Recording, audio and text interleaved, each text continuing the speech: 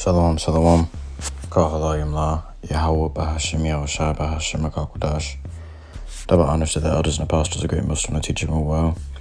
Peace and salutations be to the full elect. And Brother Tazan Mubarak coming at you with another lesson.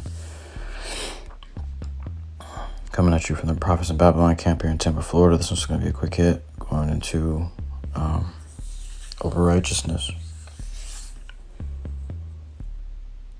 Now we'll grab the first scripture. Here in Ecclesiastes chapter 7 verse 16. Be not righteous over much, meaning to be overly righteous. It says, neither make thyself over wise. Why shouldest thou destroy thyself?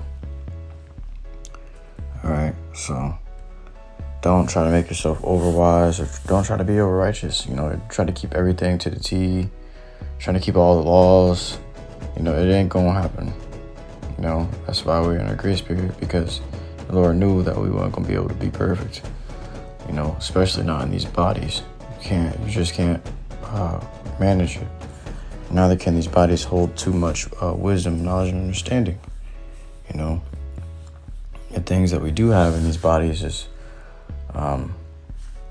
very great already.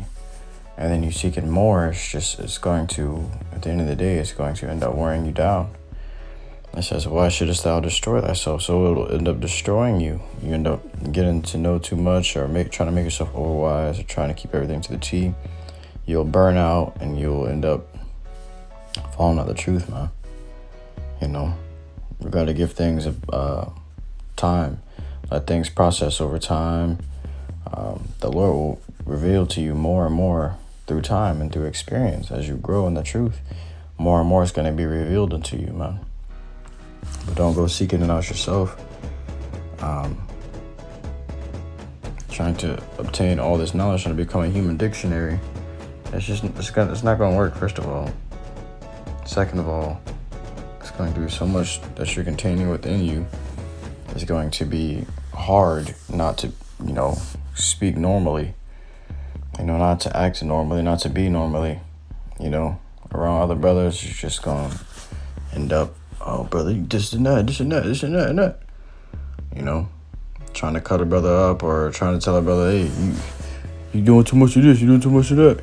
Don't try to be over righteous. Neither try to be over wise. It says, be not over much wicked, neither be thou foolish. Why shouldest thou die before thy time? You don't want to be over much wicked as well, man. So you don't want to be doing too much for the flesh. All right, it says, neither be thou foolish, because when you end up going off to doing stuff for the flesh, you end up doing foolish things, stupid things that can get you killed, man.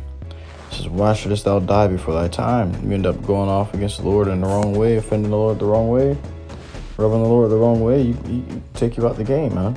You're getting too distracted into the world. Before you know it, the death has got a grip on your neck, man. So what is it then? If you can't be overly wicked and you can't be overly righteous, this is the book of Proverbs, chapter 11, verse 1. A false balance is abomination to the Lord, YAHAWASHI, but a just weight is his delight. So you gotta have a correct balance.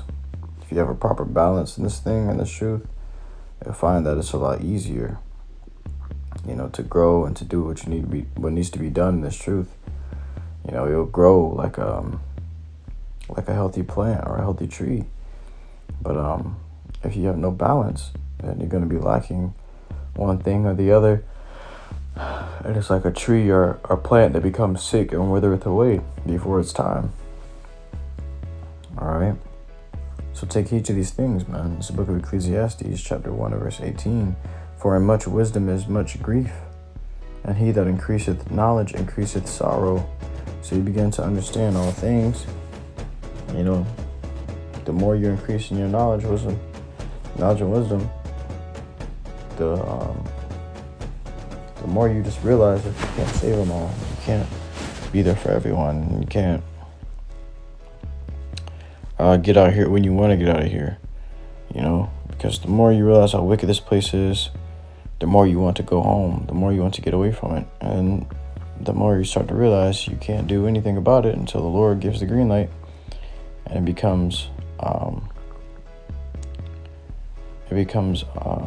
I should say more sorrowful, man. You know, then you know that you begin to learn the people you love, your family members, all such and such. They just can't, if they can't get the truth, they can't make it. You know, you begin to learn the Lord didn't choose them, and it's like, man, damn. You know, it's really just you. It's just you and the Lord.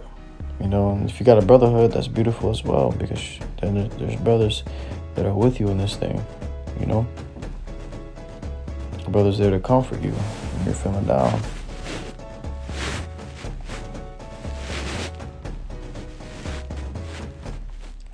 Proverbs 11:2. When pride cometh, then cometh shame, but with the lowly is wisdom. So it's good to be humble and meek. All right, not to boast yourself pridefully, because you'll find that going off into doing things for the flesh, a pride spirit begins to try to sneak up on you and tries to take you out of the game. But if you are behaving yourself humbly and remaining lowly, then the pride demon can't sneak up and get you. You'll remember the scripture says when pride is, let me grab it.